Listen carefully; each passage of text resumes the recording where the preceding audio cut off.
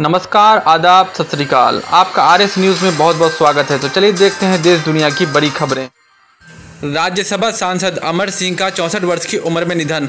2 घंटे पहले किया था ट्वीट। राज्यसभा सांसद और पूर्व सपा नेता अमर सिंह का आज 64 वर्ष की उम्र में सिंगापुर के एक अस्पताल में निधन हो गया और बीते 6 महीने से इनका इलाज चल रहा था। कुछ समय पहले किडनी ट्रांसप्लांट हुआ था। वहीं अमर सिंह ने 2 घंटे पहले ट्वीट किया था, स्वतंत्रता सेनानी लोकमान्य बाल गंगाधर तिलक की पुण्यतिथि पर उन्हें श्रद्धांजलि।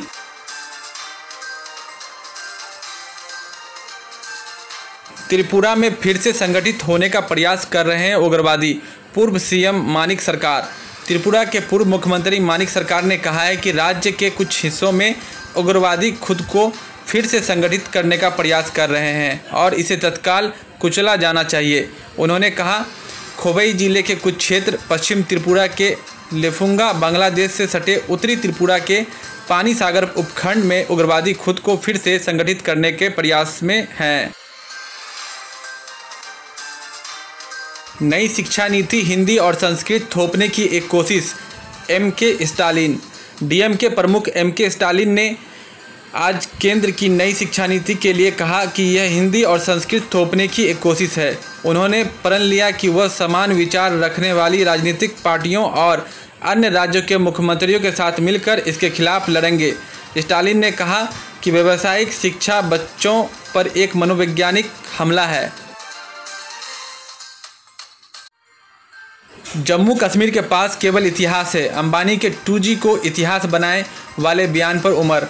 जम्मू कश्मीर के पूर्व मुख्यमंत्री और नेशनल कॉन्फ्रेंस नेता उमर अब्दुल्ला ने रिलायंस इंडस्ट्रीज के चेयरपर्सन मुकेश अंबानी के उस बयान पर प्रतिक्रिया दी है जिसमें उन्होंने सरकार से 2G को इतिहास का हिस्सा बनाने की गुजारिश की। उमर ने ट्वीट किया, इस समय जम्मू कश्मीर में हमारे पास केवल इतिहास ही है। जम्मू कश्मीर में 4G इंटरनेट अगस्त 2019 से प्रतिबंधित है। अरुण शौरी, प्रशांत भूषण व एन राम ने अवमानना कानून को सुप्रीम कोर्ट में दी चुनौती। पत्रकार एन राम, वकील प्रशांत भूषण और पूर्व केंद्रीय मंत्री अरुण शौरी ने आज कोर्ट की अवमानना कानून को सुप्रीम कोर्ट में चुनौती देते हुए कहा कि यह अभिव्यक्ति की स्वतंत्रता को घटाता है। उन्होंने 1971 के इस अधिनियम को असंवैधानिक और संविधान की मूल संरचना के खिलाफ बताते हुए इसके कुछ प्रावधानों को रद्द करने की मांग की।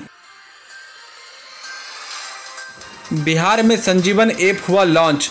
कोविड-19 टेस्ट परिणाम समेत कई सुविधाएं उपलब्ध। बिहार सरकार ने संजीवन ऐप लॉन्च किया है जिस पर नज़दीकी आइसोलेशन सेंटर, वहां खाली बेड्स, नज़दीकी जांच केंद्र जैसी जानकारी उपलब्ध होगी। ऐप पर कोविड-19 जांच के लिए पंजीकरण व परिणाम प्राप्त करने, होम आइसोलेशन के लिए स्व घोषणा और चैट बोट की सुविधा मिलेगी। वहीं राज्य में कोविड-19 मरीजों के परिजनों को अब रोज़ उनका हेल्थ बुलेटिन भी भेजा जाएगा। तो ये थे अब तक के मुख्य समाचार। मिलते हैं अगले समाचार में। अगर आप देश दुनिया की खबरों से रूबरू होना चाहते हैं तो आरएस न्यूज़ को ज़रूर सब्सक्राइब करें और हाँ, बेल आइकन को दबाना ना भूलें ताकि न्यूज़ का नोटिफिकेशन आपको मिलता रहे। धन्यवाद।